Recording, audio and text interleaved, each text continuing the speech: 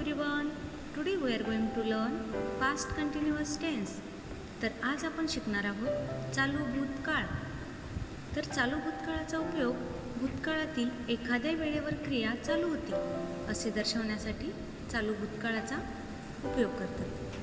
तर आता आपण बघूया स्ट्रक्चर. रचना subject plus was were plus verb आयएनजी plus object. Let's see some sentences. तर आता आपण बघूया वाक्य. आय वॉज गोईंग मी जात होतो. वी वेअर गोईंग आम्ही जात होतो. आय वॉज रायटिंग मी लिहित होतो. आय वॉज थिंकिंग मी विचार करत होतो. A light wind was blowing हलका वारा वाहत होता. Then let's see past perfect tense. तर आता आपण बघूया पूर्ण भूतकाळ. तर पूर्ण भूतकाळाचा उपयोग एखादी क्रिया भूतकाळातील एखाद्या ठराविक वेळेच्या आधी किंवा त्या वेळेपर्यंत पूर्ण झाली होती असे दर्शवण्यासाठी पूर्ण भूतकाळाचा उपयोग करतात. तर आता आपण बघूया स्ट्रक्चर. रचना subject plus had plus verb third form plus object. Let's see some sentences. तर आता आपण बघूया वाक्य. ही हॅड कम तो आला होता. आय हॅड गॉन देअर मी तिथे गेलो होतो. ही हॅड फॉरगॉटन मी तो मला विसरला होता.